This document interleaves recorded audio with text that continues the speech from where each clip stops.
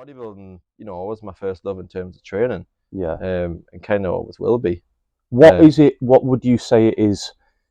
So you've obviously dabbled in CrossFit. You've done, you know, some of the Olympic lifting, but obviously boxing, bodybuilding. What about the bodybuilding style training ticks that box for you? Is it a feeling or is it a result based thing, or maybe both? Both, because I think, again, like I said earlier on, I'd done it because I was skinny. Yeah, and my appearance, I was bothered about it. Yeah, same. So I wanted to get bigger.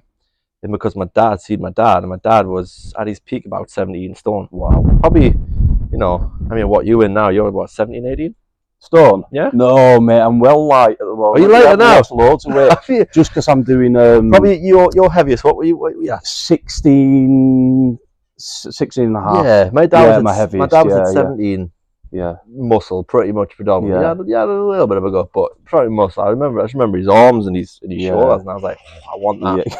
When it's his dad as well. Oh yeah, exactly. That must be the way. And I looked up to him, like, because I was watching all the strongman stuff and the bodybuilding stuff, and he'd done it. I was like, this is how I get bigger. This is, you know, my life revolved around football when I was younger. I was skinny and I was fast. Nobody could catch me. You know, I was a winger. I was great in terms of speed. I could burn most people. But then I got to a stage where I was about just 4'18". I thought, right, I need to put some size on now because I got knocked off the ball quite easy as well. So there was another factor. And I was like, right, I want to get strong. I want to look good and feel good. That's the three main factors that anybody will tell you. That's why they 100%. Want to train for. And then I think within about 6-7 months, went on protein shakes and I was training. I put about nearly a stone on. I was like, oh, this is great. Mass gainers. Yeah, that's what I was on. That's what it was. And I did a lot of research on it, and I asked my dad and things like that. And I was kind of doing my own thing, winging it, and I just learned by that.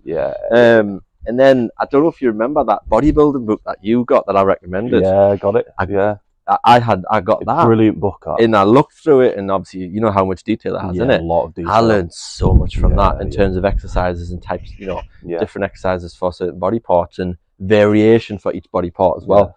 And that kind of that learned me an awful lot. I would say that book's probably learned me at least half of what I know. It is so detailed, though. Oh God, yeah. I mean, almost too much to a point. I'm like, do I need to know that little muscle? Because if you look at how much depth it goes into on the physiology side, it's mad. But I was just looking at, you know, like you say, what the exercise was, what it did, the right way to do it, the wrong way to do it. Practice that technique. Once I feel my muscle working, I think I've got it. And that was kind of it. It's definitely a feel-based sport. Oh yeah. And if you're not feeling it, you're not doing it right. And that's another part of why I love bodybuilding so much, because again, we spoke last week briefly when I came in to the gym, and I said that I've got some consistency back. And I feel stronger. Like, my training now is really good. I'm enjoying it. Good. I'm very excited about going into the gym because I'm pushing hard, but I can feel my muscles. You know, I'm really pushing it now to the point where, you know, I'm going to failure on quite a lot of things, and I'm knackered afterwards, and it burns and it hurts and blah blah blah. But feeling that is nice because I know I'm going to recover and I'm going to grow. And you know, and it just feels good, doesn't it? Oh yeah. Do you know what I mean? If you took the results aside, you'd still probably do it. No, it does feel good, and I like the. I mean, you probably, it might be something you want to ask me question wise, you know, in a bit, but you're always going to hurt when you train. If you ain't hurting, you're not doing it properly. No, definitely not. Because we've all done a maintenance week where we've just gone in and cruised. You won't hurt them, but you've already built the muscle anyway. That's a back off week.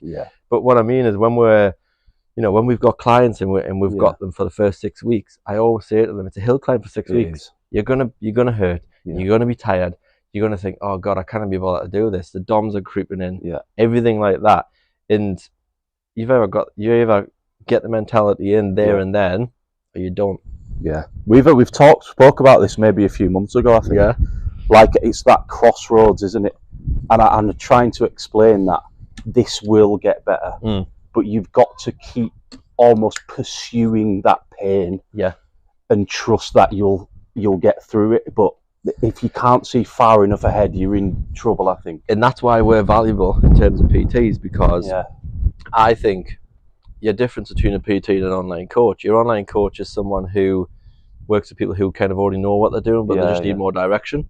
Whereas a PT is somebody who is going to get you through the hard yards. Yeah, definitely. And I used to, you know, you might have a client once a week, you might have a client twice a week. Regardless of what it is, when they come in, you know, you'll ask them, you know, how their week's gone or how their training's going, and you always ask that to kind of gauge where they're at. And you'll follow, you know, have you been following your training plan? Let me see what your PB's at, and and all this kind of stuff. And you'll know whether they're on it or they're not.